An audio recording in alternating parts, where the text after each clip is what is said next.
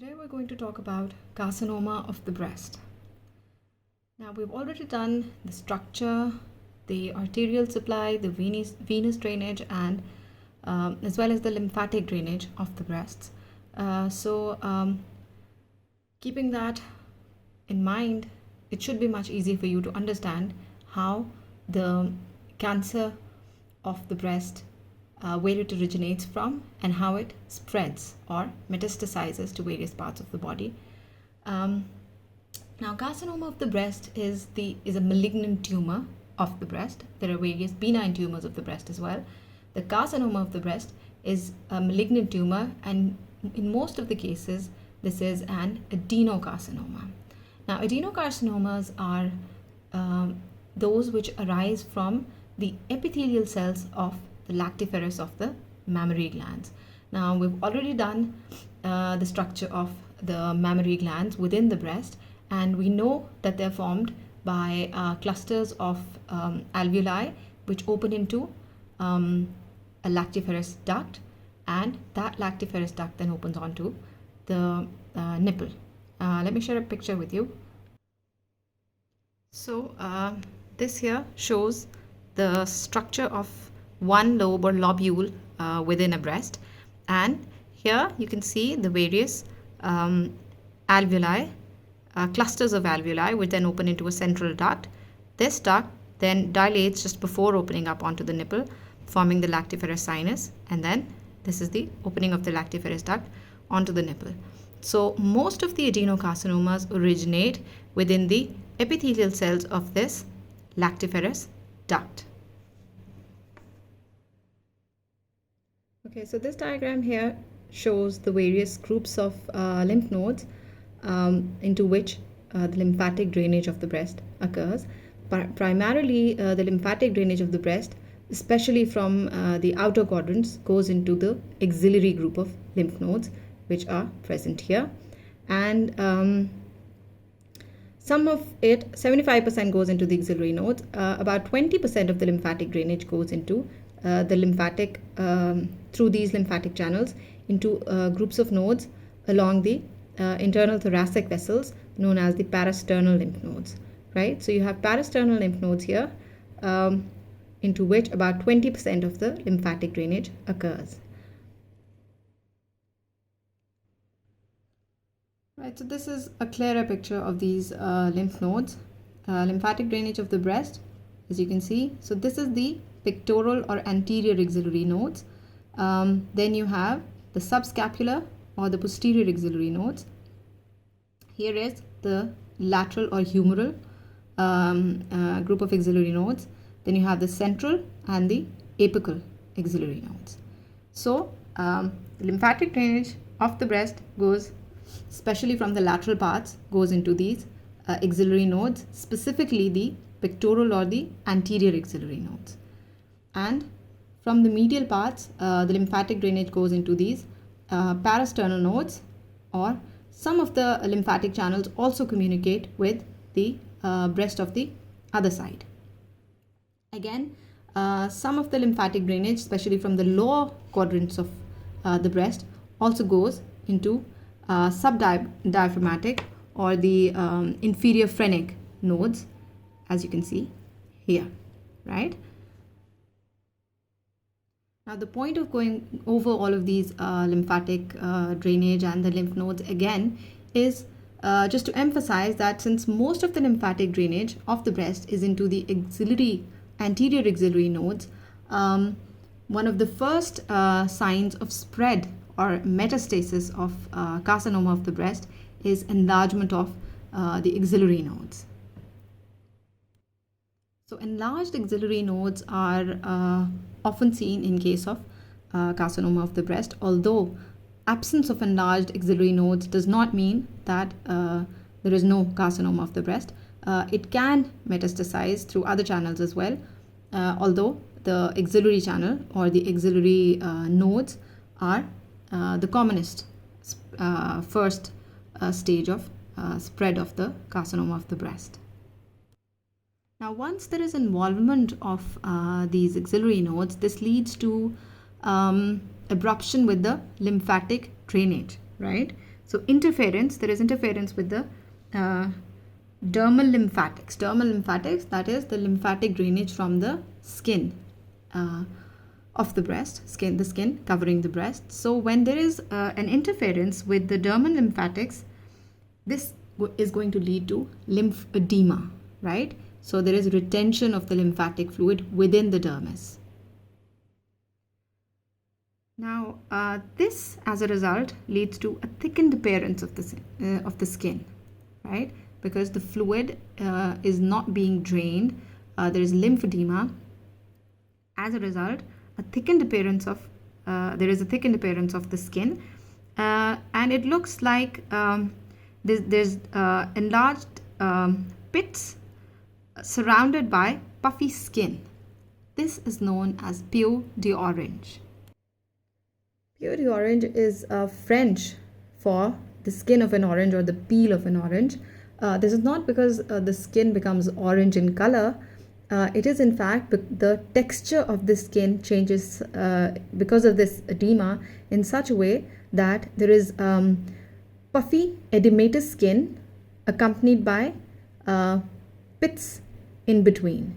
Now these pits are actually present where the suspensory ligaments of Cooper attach the dermis to the mammary glands and then to the pectoral fascia underneath.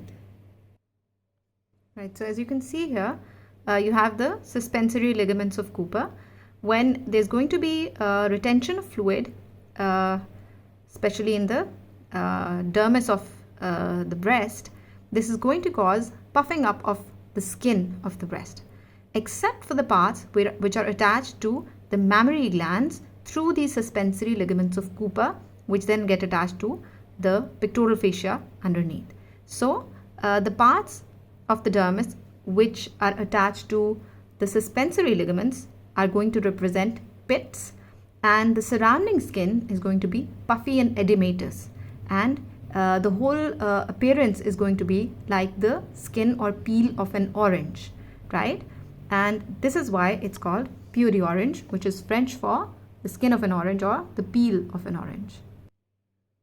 So this diagram again shows you the presence of the suspensory ligaments of Cooper.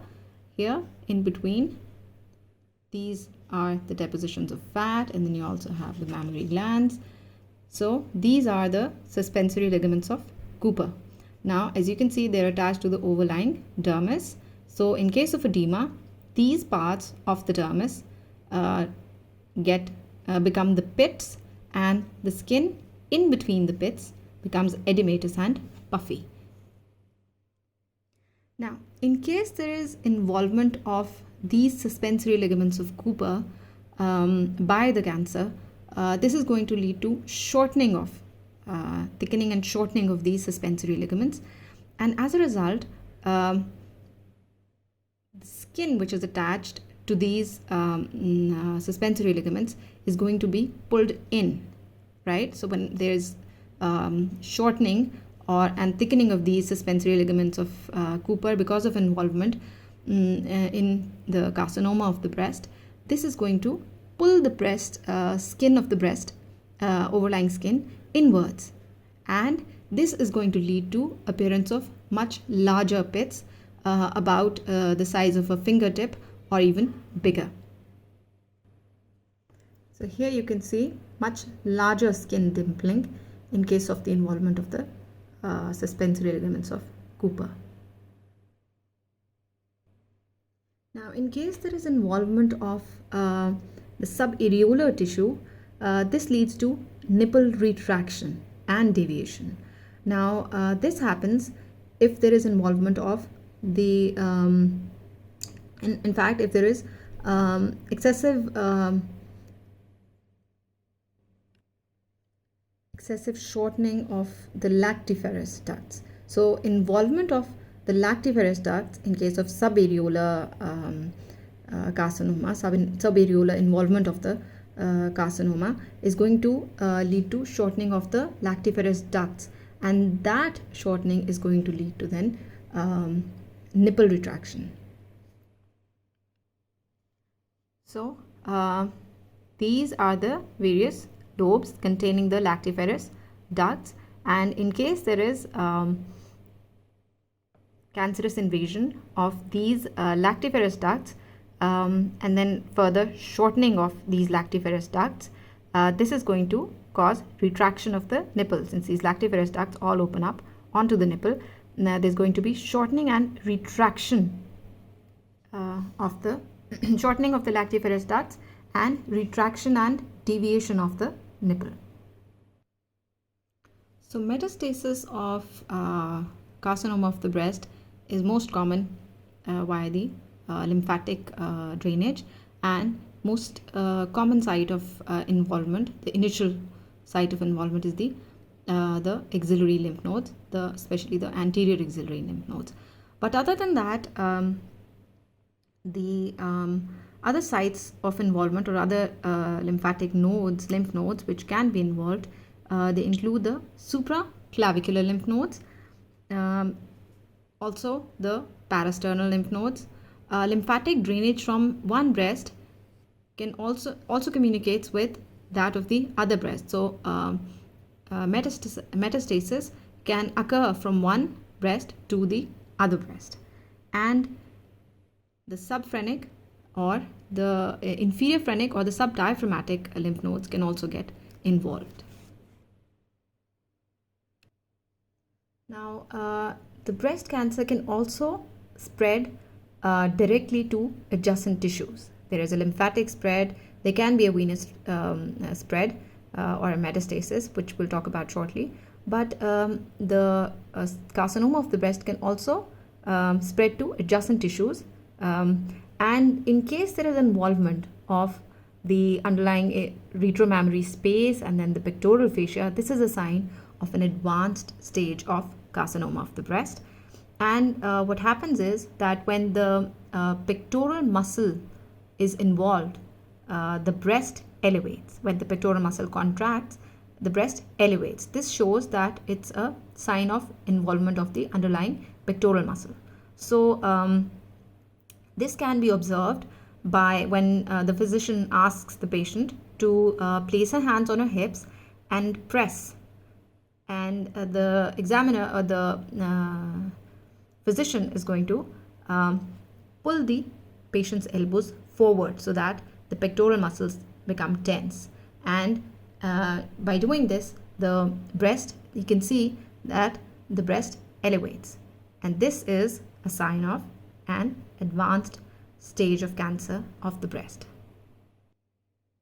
So another route of spread of or metastasis of carcinoma of the breast is via the venous drainage of the breast. Now we've talked about the venous drainage of the breast. So you have the axillary vein and you have the subclavian vein into which the internal thoracic vein drains. And we also talked about the posterior intercostal arteries as well as in posterior intercostal vein. So the blood supply is from branches of the posterior intercostal artery, which you can see here, right? So lateral mammary branches of the lateral cutaneous branches of the posterior intercostal arteries. So just like that, you have the corresponding venous drainage, right? And so the lateral mammary branches of the lateral cutaneous branches of posterior intercostal veins drain the breast.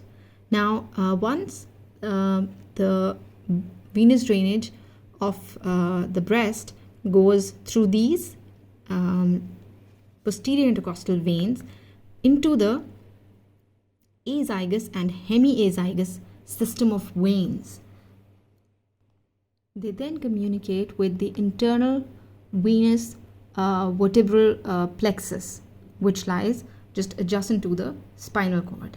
So we'll talk about the azygous and hemiazygous venous system in detail when we do the thorax. But for now, it's important to remember that via this venous drainage, the metastasis of carcinoma of the breast can spread to the spinal cord, and because it goes to the vertebral plexus, it can, from there it can spread to the spinal cord, the vertebrae, the cranium. So when it comes to the treatment of carcinoma of the breast, it is usually performed, there is usually a surgery followed up by radiotherapy or there's chemotherapy. Now, when it comes to the earlier stages of the carcinoma of breast, usually a breast conserving surgery is performed, which could be a lumpectomy, in which just the lump along with some surrounding tissue is removed, or a quadrantectomy, in which a quadrant of the breast is removed, followed by radiotherapy. Often the surgery is the line of incision is usually along the inferior cutaneous crease. So this part here is the inferior cutaneous crease, because this would then hide the scar and conserve the cosmetic appearance of the breast. In case the incisions need to be made near the nipple or the areola, usually radially incisions that pass out radially can be made, or circumferentially along the areola can also be done. So this diagram here shows a radial incision, okay, for removal of the lump within the breast. In case a conservative approach cannot be done, the other surgical procedures that are performed are mastectomy. The mastectomy means excision of or removal of the breast, and it could be a simple mastectomy or a radical mastectomy. When it comes to a simple mastectomy, the breast is removed down to the retromammary space. The nipple and the areola may be spared, and an immediate reconstruction surgery is then performed to preserve the cosmetic appearance. But in case of an advanced stage of carcinoma of the breast, a radical mastectomy may have to be performed. Now, the radical mastectomy then involves removal of the breast itself, along with the underlying pectoral muscles, the fat and the fascia, and as much as the axillary and the pectoral lymph nodes as possible, to contain the spread of the carcinoma of the breast.